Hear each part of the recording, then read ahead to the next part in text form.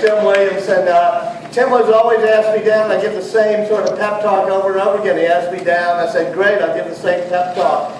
And he said, no, here's what I want you to say. And so he asked me to write a whole new speech, which was interesting, because what I did was I looked back at the concept of New Orleans history and entrepreneurship.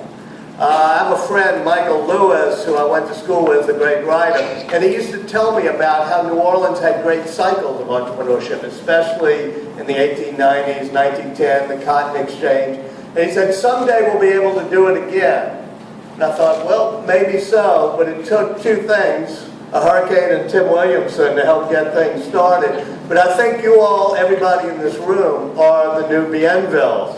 However, let me start my history, which, by the way, is a history not just of innovation, but the importance of diversity, and diversity in population and different people coming together in order to have the spark of creativity.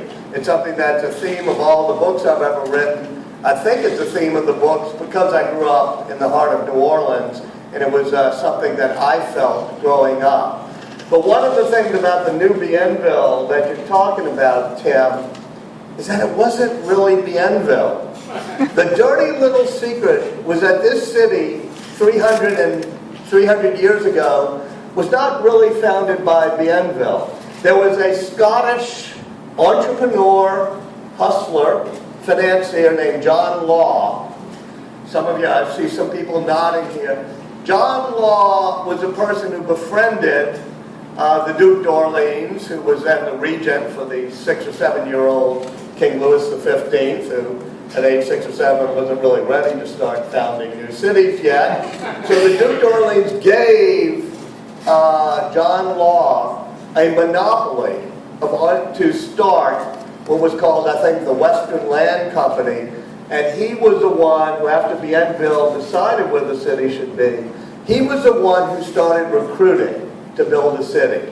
And what did he do? He recruited not only the French, but Germans, Swiss, Spaniards, all coming. This is in the 1700s. And by the late 1700s, he had even brought, even before that, he had brought the Ursuline nuns who did the convent in order to make sure there were enough women around to keep the city going. And also even attracted from Acadiana, what we now call the Cajuns, who during the French and Indian War were being driven out of Canada and came down here. And you can just see over and over again with that monopoly charter he had, how he felt creating a diverse population in New Orleans, what we call now a brain magnet, an in-migration to the city of New Orleans was going to make it work.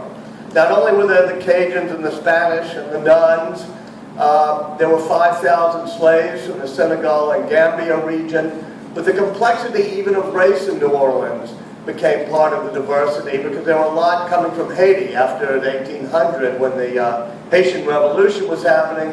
There were the gens de couleur libre, the free men of color, other people coming in, keeping it both francophone and keeping a really diverse mix of different races, and even within the various races, a diversity that made New Orleans very special in that time.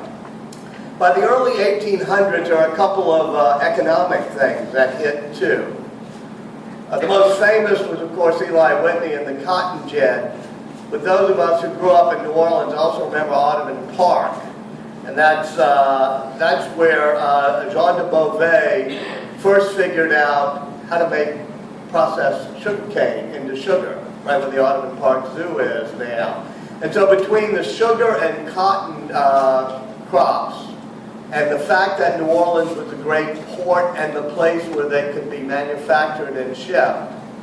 And then, finally, in the early 1800s, around 1812, the first steamboat makes it down the river and then back up.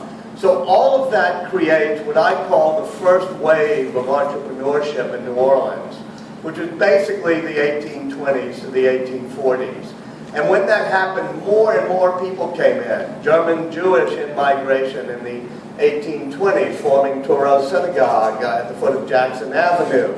And you saw a city that more than any other city had as a core of its creativity an amazing, diverse, cool mix of people.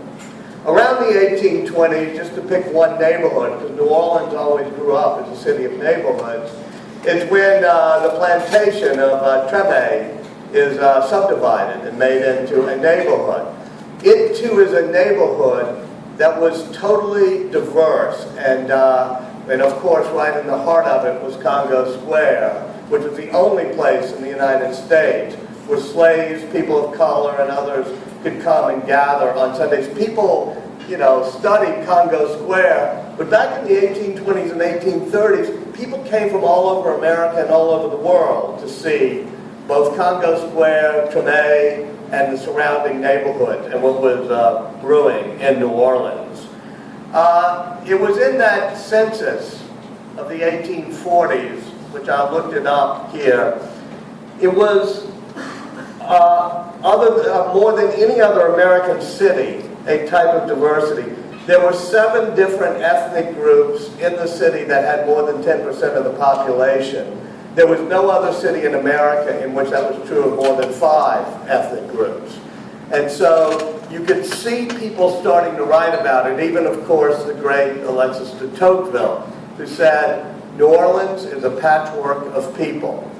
And that patchwork is a particularly interesting metaphor, because it wasn't just a melting pot. It was a place where everybody, different types of people, had their own particular contribution they made to the entrepreneurship and to the life of the city.